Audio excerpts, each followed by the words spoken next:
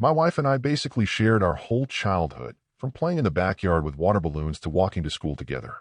Everyone in our families used to joke about how we were destined to be together. We were each other's first love, first relationship, everything.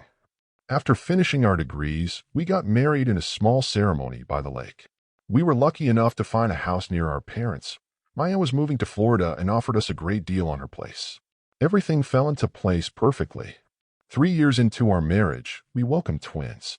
Our life felt complete, 2 amazing kids, a cozy home, and supportive families around us. I remember thinking how fortunate I was to have such a perfect little world. One evening, while we were just relaxing and watching some cooking show, my wife asked me something unexpected. She wanted to know if I ever felt like I missed out by not dating other people. I told her honestly that I never felt that way. Sure, I found other women attractive. That's just human nature, but I never wanted to be with anyone else. When she brought this up, I asked her why she was thinking about it. She said she was worried I might get bored with our relationship someday. I reassured her, but looking back, maybe I should have paid more attention to why she was having these thoughts. Around that time, there was this guy named Marcus who became part of our extended family. He was the son of my wife's uncle's new wife, not related by blood, but still family. Marcus and his brother moved to our town after their dad married my wife's aunt. While his brother was the quiet type, Marcus was always the center of attention. Growing up, Marcus was known for being wild parties, troublemaking, that sort of thing. But as an adult, he actually turned things around. He had a good job at a tech company and seemed to have his life together. The only thing that never quite worked out for him was relationships.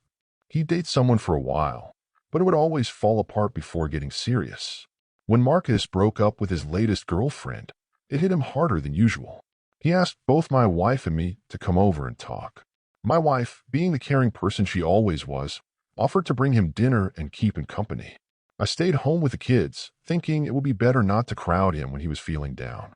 After she came back that night, something felt off. She was vague about their conversation, which wasn't like her at all. She usually shared everything with me. Over the next few days, she started acting differently, making my favorite meals every night, buying me small gifts for no reason, complimenting me more than usual. At the time, I just thought she was being extra nice, but now I realized she was probably dealing with guilt. A week later, she went to check on Marcus again, saying she wanted to make sure he was eating properly. I offered to join, but she insisted it would be better if she went alone. While she was gone, I put the kids to bed and watched TV, not thinking much of it. When she came back, she mentioned they had a long talk, but wouldn't share any details. These visits became more frequent over the next few weeks. What struck me as odd was how emotional Marcus seemed about this breakup. I'd seen him go through plenty of relationships before, but he'd never taken one this hard. It didn't add up. One night, I tried asking my wife what was really going on. Not that I suspected anything romantic. Marcus was basically her cousin, but something just felt wrong. She stuck to her story about him being heartbroken, but when I suggested talking to him myself, she quickly dismissed the idea. At this point, I was worried about Marcus. Despite everything feeling strange, he was still family and a friend. During my lunch break at work one day, I decided to stop by his house to check on him. My wife wasn't working at the time. She was home with the kids during school hours, so I was surprised to see her car in his driveway. She hadn't mentioned she was visiting him that day. As I walked up to the front door, I heard sounds that made my stomach drop. There was no mistaking what was happening on the other side of that door. I stood there, completely shocked, unable to process what I was hearing. In a moment of either brilliance or stupidity, I decided to call my wife's phone. I heard her phone ring through the door, followed by the sound of her rejecting the call. I could hear their muffled voices, Marcus asking if everything was okay, my wife saying it was strange that I was calling during work hours. Then Marcus made some crude joke about helping her forget about the call, and I heard them moving deeper into the house. I stood there for what felt like forever, trying to make sense of everything. My wife was having an affair with Marcus, her cousin, by marriage. Our entire life together, all those years of friendship and love, were crumbling right in front of me. I knew immediately that our marriage was over, but I needed proof before confronting them. I remembered Marcus kept a spare key under a decorative rock near his front door. After finding it, I let myself in quietly. Following the sounds to his bedroom, I found the door wide open. I took out my phone and recorded a short video of them together. After about half a minute, I knocked on the door frame. The look on their faces when they saw me, I'll never forget it. They scrambled to cover themselves, and my wife actually chased after me, trying to explain that she was only sleeping with Marcus to help him get over his ex. Like that somehow made it better. I just walked out, got in my car, and started looking up divorce lawyers on my phone.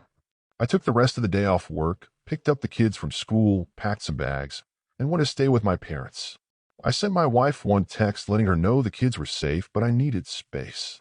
The next time she saw me was when I served her with divorce papers. But just divorcing her wasn't enough. She had cheated on me with her cousin, even if not by blood, and destroyed our family. I wanted everyone to know what they did. So I made a detailed Facebook post explaining why we were getting divorced, leaving nothing out. The response was immediate. Family members from both sides were disgusted. Friends couldn't believe it. My wife and Marcus both begged me to take the post down because they were getting hate messages, but I refused. They became outcasts in our small town. Neither of them gets invited to family events anymore. Marcus's dating life took a serious hit. Turns out women aren't interested in dating someone who slept with his cousin. The divorce worked out in my favor. I kept the house and most assets since I had bought them all. My wife doesn't get any support from me, and I have primary custody of our kids until she finds a job. Sometimes I think about how our perfect life fell apart so quickly. But then I remember that it wasn't really perfect. It was just a nice story I believed in. At least now I know the truth, and so does everyone else. Thank you for watching. If you enjoyed this story, please hit that subscribe button to help us reach our goal of 1,000 subscribers. Don't forget to give it a thumbs up and share it with friends or family who might enjoy it too. Your support means a lot. And if you have any thoughts, questions, or story ideas, drop them in the comments below. I'd love to hear from you. See you in the next story.